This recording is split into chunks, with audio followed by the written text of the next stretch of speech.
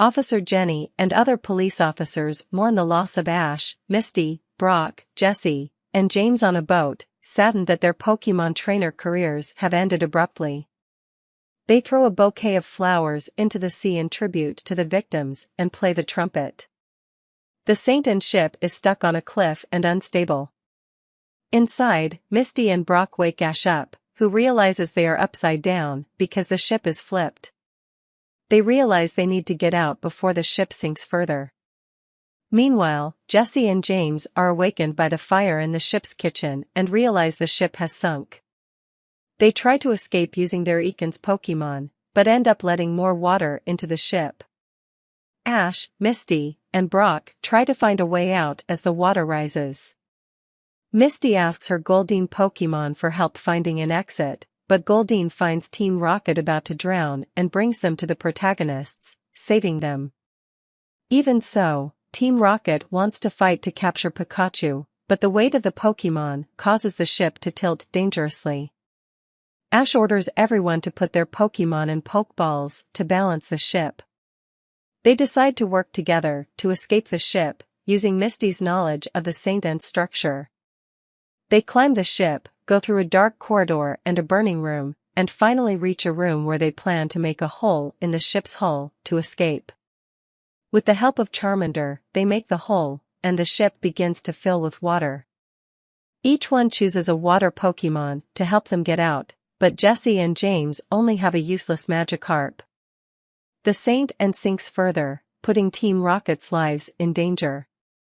Ash, Misty, and Brock are safe on a raft in the middle of the sea and ask Pidgeotto to find something useful.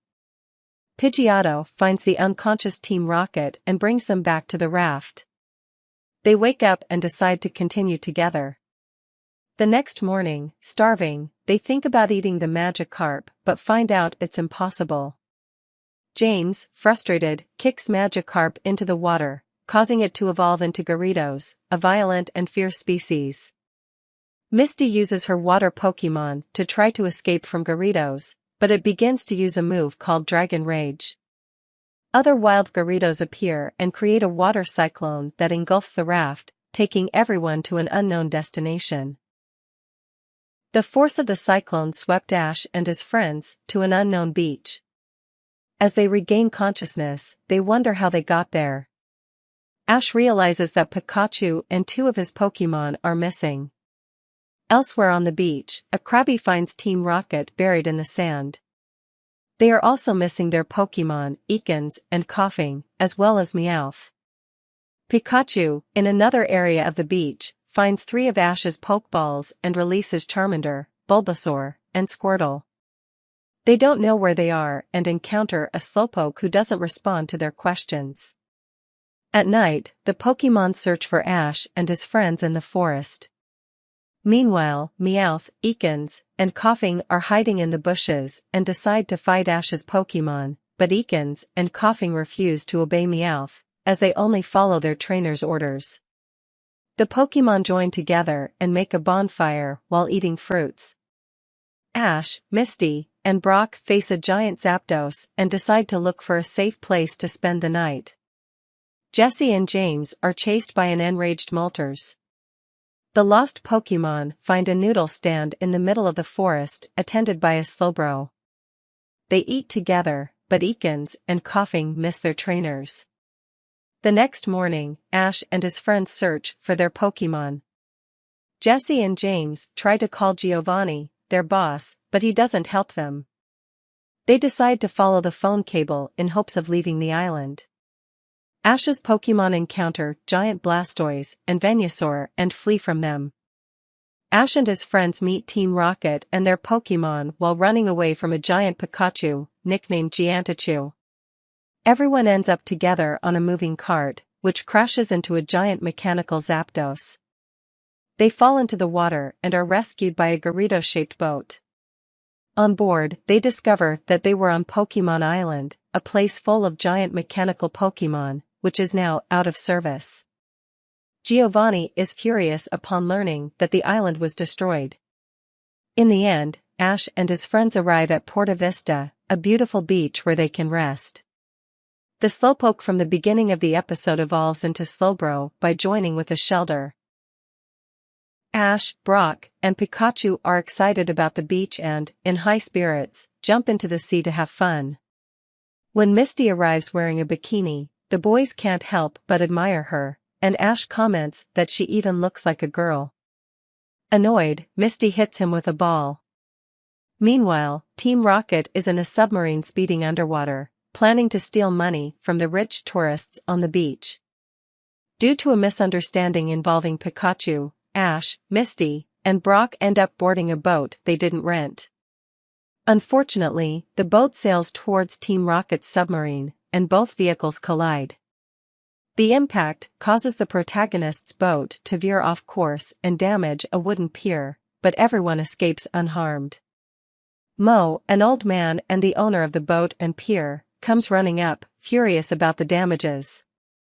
Ash and Brock decide to work at Mo's restaurant to compensate him for the damages. Team Rocket, penniless after escaping the Saint Anne, start working at a restaurant owned by a woman named Brudella.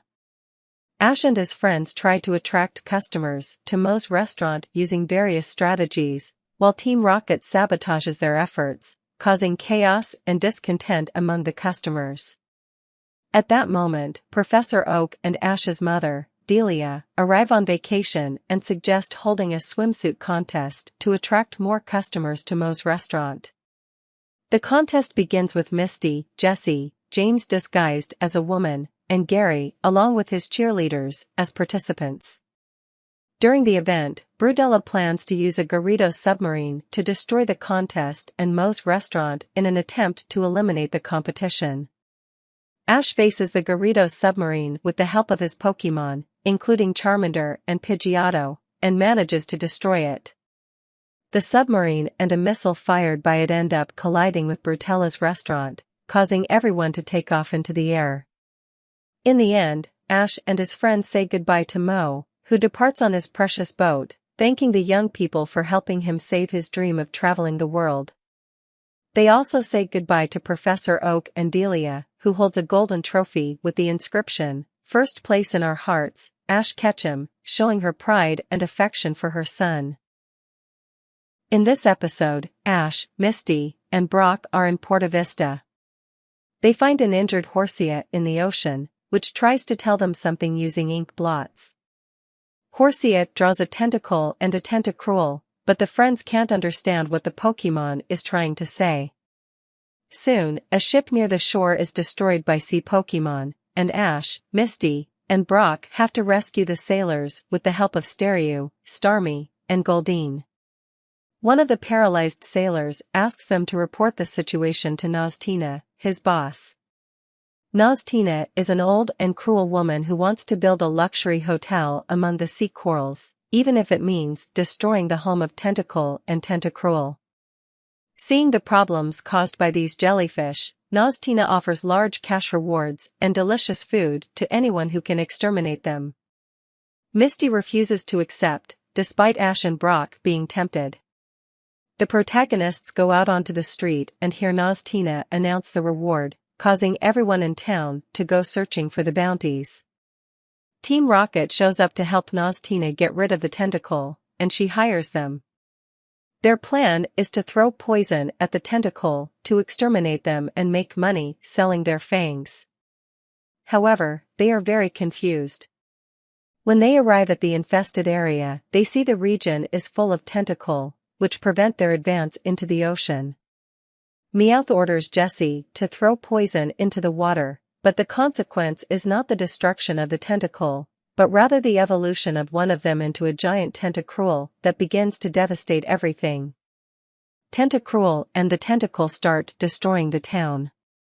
Ash consults his Pokédex and discovers that the maximum size of a tentacruel is 2 meters, realizing they are dealing with a giant Pokémon. They run as fast as possible while Tentacruel, after destroying the foundations of the Marine Hotel, approaches the town with its army of tentacle and a giant wave resembling a tsunami. The tentacle and Tentacruel cause destruction with electric attacks and tentacles. The inhabitants take refuge in a giant tower until one of the tentacles destroys part of the shelter's windows. The protagonists, with the help of all their Pokémon, except those weak against water, seek a solution to convince Tentacruel to stop. Horsia, who was not with the group, tries to reason with it but is attacked. Misty, sad for not understanding Horsia at the beginning of the episode, talks to Tentacruel, who uses Team Rocket's Meowth to communicate with the humans. She manages to calm it down, and it agrees to leave, but warns that if humans destroy its home again, it will do the same to theirs. When the Tentacle and Tentacruel are returning to the water, Nostina attacks Tentacruel again, and it throws her far away. She lands on the house her cousin Brudella was building, destroying it. At the end of the episode, the trainers are on a boat that will take them to their next adventure. Horsia joins the group, and Misty celebrates Ash's style, which leaves Ash upset and disappointed. Brock says he will do the same as Misty when he gets a new Pokémon, and the episode ends with the boat towing the bucket where Team Rocket is floating.